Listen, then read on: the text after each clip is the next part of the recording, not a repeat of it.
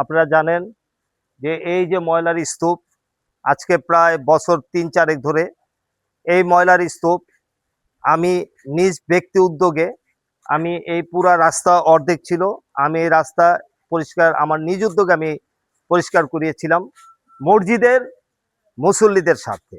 এখানে একটা মসজিদ, এই মসজিদে মুসল্লিরা নামাজ পড়তে যায়, এই ময়লার গন্ধের কারণে তাদের প্রচুর রকমের সমস্যা হচ্ছে। বাচ্চাদের সমস্যা হচ্ছে ডেঙ্গু, চিকুনগুনিয়া, এমন কোনো রোগ নাই যে এই অত্র এলাকার ভিতরে না ছড়াচ্ছে।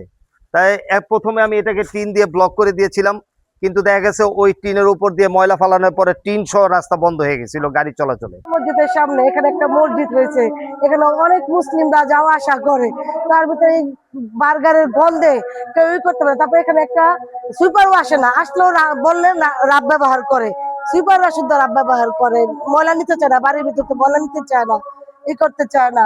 আর কি অবস্থা এখানে, এখানে ডেঙ্গু হতে পারে, চিকুনগুনিয়া হতে পারে, অনেক রোগ হতে পারে। আর একটা মসজিদের সামনে যদি এরকম হয়ে থাকে, এটা উদ্যোগ কতবার শুনলাম যে নিবো নিবো করে, আর এটা নেওয়া হচ্ছে না। প্রশাসন প্রশাসন সে খুব ভালো লোক, তাই সে যদি এটা আমাদের এটা নজরে নিত তাহলে খুব ভালো হতো।